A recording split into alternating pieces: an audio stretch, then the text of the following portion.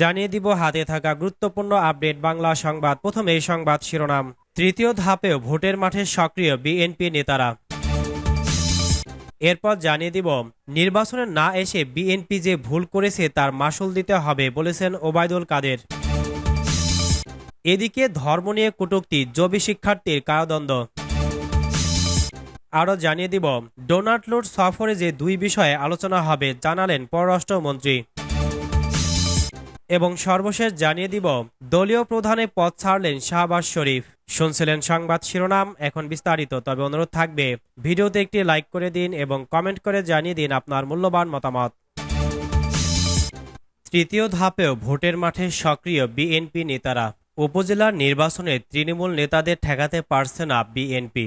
দলীয় সিদ্ধান্ত উপেক্ষা করে ভোটের মাঠে দলটির তৃণমূল নেতারা কড়া সতর্কবার্তা দেওয়ার পরও অনেকে মনোনয়নপত্র প্রত্যাহার না করে ভোটের মাঠে রয়েছেন। বিএনপি যাদেরকে বহিষ্কার করছে এমন 7 জন প্রথম ধাপের উপজেলার নির্বাচনে বিজয়ী হয়েছেন। তৃতীয় ধাপেও বিএনপির নেতাকর্মীদের বেশিরভাগই কেন্দ্রের নির্দেশনা মানছেন না।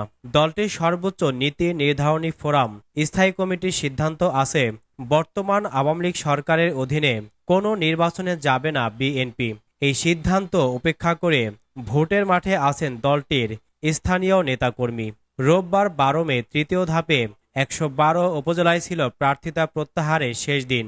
সোমবার প্রতীক বরাদ্দের মাধ্যমে এ ধাপে শুরু হবে আনুষ্ঠানিক প্রচার। তৃতীয় ধাপে 3 পদে মোট 1588 জন মনোনয়নপত্র দাখিল করেছিলেন। এর মধ্যে চেয়ারম্যান পদে 570, ভাইস চেয়ারম্যান 618 এবং মহিলা ভাইস চেয়ারম্যান 400 জন। ইসি কর্মকর্তারা জানিয়েছেন তৃতীয় ধাপের উপজেলা নির্বাচনে সোমবার চূড়ান্ত প্রার্থীদের মধ্যে প্রতীক বরাদ্দ দেওয়া হবে। এরপর থেকে 27 মে রাত 12টা পর্যন্ত প্রার্থীরা প্রচার চালাতে পারবেন। 29 মে এ ধাপে ভোট নেওয়া হবে। জেলার ফুলবাড়িয়া উপজেলা বিএনপি যুগ্ম আহ্বায়ক মোহাম্মদ আনোয়ার হোসেন, ত্রিশালে উপজেলা ছাত্রদলের সাবেক সাধারণ সম্পাদক মাজহারুল ইসলাম জুয়েল ও বিএনপি সাবেক এমপি আব্দুল খালেকের ছেলে আনোয়ার সাদাত ভোটের মাঠে রয়ে গেছেন।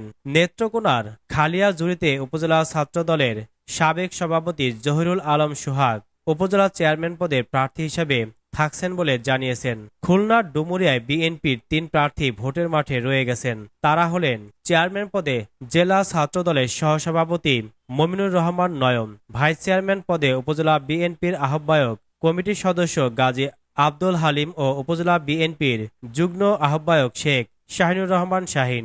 রংপুরের গঙ্গাচড়ায় প্রার্থী রয়েছেন জেলা বিএনপির আহ্বায়ক কমিটির সদস্য ও গঙ্গাচড়া উপজেলা বিএনপির আহ্বায়ক কমিটির সিনিয়র সদস্য মোকাররম হোসেন সুজন এবং গঙ্গাচড়া উপজেলা বিএনপির যুগ্ম আহ্বায়ক কামরুজ্জামান লিপ্টন। দিনাজপুরের চিরির বন্দরে চেয়ারম্যান পদে রয়েছেন বিএনপি নেতা মোকাররম হোসেন। কুড়িগ্রামের ভুরুঙ্গামারীতে উপজেলা বিএনপি সাধারণ সম্পাদক ফরিদুল হক শাহিন শিকদার ও কুড়িগ্রামের ফুলবাড়িতে প্রার্থী রয়েছেন উপজেলা জামায়াতের সদস্য আব্দুস সালাম সুজা।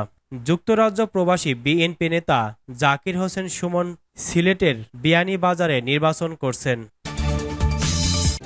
নির্বাচনে না এসে বিএনপি যে ভুল করেছে তার মাসুল দিতে হবে বলেছেন ওবায়দুল কাদের। আওয়ামী লীগের সাধারণ সম্পাদক এবং সড়ক পরিবহন ও সেতুমন্ত্রী ওবায়দুল কাদের বলেছেন বিএনপিকে নিশ্চিহ্ন করতে আওয়ামী লীগের দরকার নেই, তাদের নেতিবাচক রাজনীতি যথেষ্ট।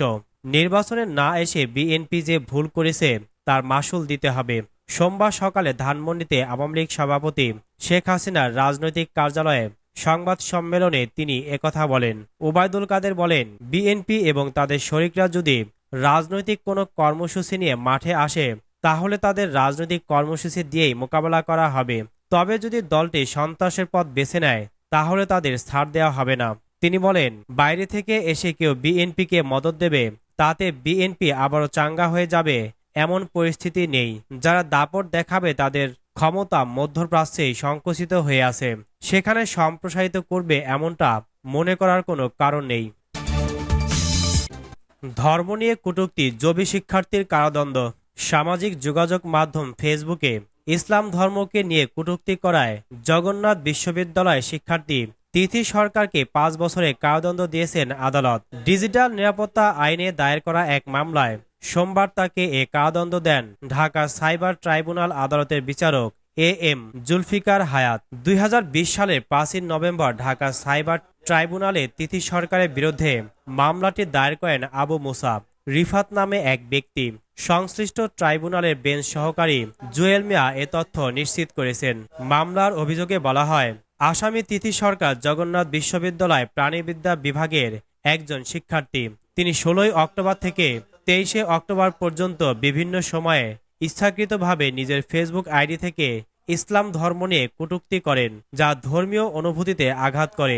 আসামি তিথি সরকার বাংলাদেশ ছাত্র অধিকার পরিষদের জবি শাখার দপ্তর সম্পাদক ছিলেন। ধর্মীয় অনুভূতিতে আঘাত দেওয়ার কারণে তাকে সংগঠন থেকে বরখাস্ত করা হয়। একই অভিযোগে 2020 সালের 26 অক্টোবর জগন্নাথ বিশ্ববিদ্যালয়ের রেজিস্ট্রার স্বাক্ষরিত আদেশে তিথি সরকারকে বিশ্ববিদ্যালয় থেকে বহিষ্কার করা হয়। ডোনাল্ড লুর সফরে যে দুই বিষয়ে আলোচনা হবে জানালেন পররাষ্ট্রমন্ত্রী। পররাষ্ট্রমন্ত্রী ডক্টর হাসান মাহমুদ বলেছেন, মার্কিন যুক্তরাষ্ট্রের সঙ্গে আমাদের সম্পর্ক অত্যন্ত চমৎকার। যুক্তরাষ্ট্রের দক্ষিণ ও মধ্য এশিয়া বিষয়ক সহকারী পররাষ্ট্রমন্ত্রী ডোনাল্ড লুর আসন্ন ঢাকা সফরে র্যাবের উপর আরোপিত নিষেধাজ্ঞা ও ভিসা নীতি তুলে নেওয়ার বিষয়ে আলোচনা করা হবে। সোমবার পররাষ্ট্র মন্ত্রণালয়ে সমসাময়িক বিষয়ে সাংবাদিকদের প্রশ্নের জবাবে এ অভিমত ব্যক্ত করেন তিনি।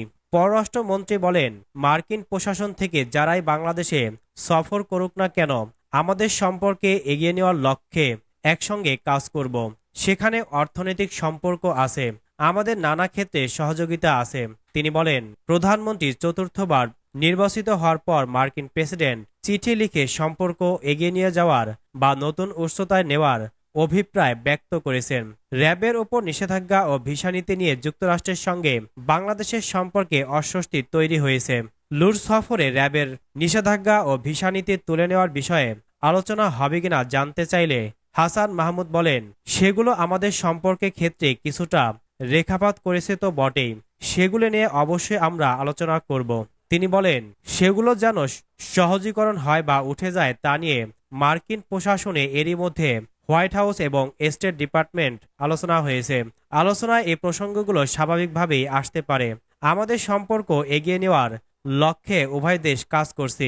দুদিনের সফরে আগামীকাল মঙ্গলবার ঢাকায় আসছেন ডোনাল্ড লু।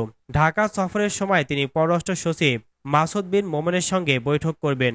এর পাশাপাশি পররাষ্ট্রমন্ত্রী হাসান মাহমুদ, প্রধানমন্ত্রী বেসরকারি শিল্প ও বিনিয়োগ উপদেষ্টা সালমান এফ রহমানের সঙ্গে সৌজন্য সাক্ষাৎ করবেন। এছাড়া লুর নাগরিক সমাজের প্রতিনিধিদের সঙ্গে মত বিনিময়ের কথা রয়েছে।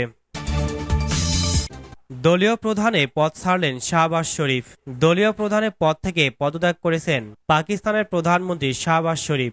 বড় ভাই নওয়াজ শরীফকে সভাপতির আসনে বসাতেই মূলত পদ ছেড়েছেন তিনি। সূত্রের বরাতে জিও নিউজ জানিয়েছে, প্রধানমন্ত্রী শাহবাজ শরীফ পাকিস্তান মুসলিম লীগ নওয়াজ PMLN এর চেয়ারম্যানের পদ থেকে পদত্যাগ করেছেন। এরপর 18 মে দলের কেন্দ্রীয় নির্বাহী কমিটির বৈঠক ডাকা হয়েছে। খবরে আরো বলা হয়, PMLN এর সেক্রেটারি জেনারেল আহসান ইকবাল কার্যনির্বাহী কমিটির সব সদস্যের কাছে বৈঠকের নোটিশ পাঠিয়েছেন। সে অনুযায়ী 18 মে রাত 11:30টায় লাহোরে বৈঠক অনুষ্ঠিত হবে। সূত্রের খবর, দলের তরফে মনে করা হচ্ছে, প্রধানমন্ত্রী শাহবাজ শরীফ সরকারি ব্যস্ততার কারণে দলের প্রতি পূর্ণ নজর দিতে পারছেন না, তাই দেশ জুড়ে দলকে সক্রিয় করা দরকার। সাবেক প্রধানমন্ত্রী নওয়াজ শরীফ দলের কেন্দ্রীয় কার্যনির্বাহী কমিটির বৈঠকে দলের সভাপতি নির্বাচিত হবেন বলে জানা গেছে। এর আগে লাহোরে সংবাদ সম্মেলন করেন PMLN পাঞ্জাবের সভাপতি রানা সানাউল্লাহ। বলেছিলেন, সর্বশেষ দলীয় বৈঠকে নওয়াজ শরীফকে সভাপতি করার বিষয়ে জ্যেষ্ঠ নেতারা একমত হয়েছেন। বৈঠকে অধিকাংশ নেতা মনে করেন 2018 সালে নওয়াজ শরীফ রাজনৈতিক প্রতিহিংসার শিকার হয়েছিলেন। তাকে ষড়যন্ত্রের মাধ্যমে দলীয় সভাপতির কার্যালয় থেকে অপসারণ করা হয়েছিল। সানাউল্লাহ বলেন, নওয়াজ শরীফ ক্ষমতাসীন দলের সভাপতি হবেন, তিনি আবার দলকে নেতৃত্ব দেবেন। PMLN তার নেতৃত্বে আরও এগিয়ে যাবে।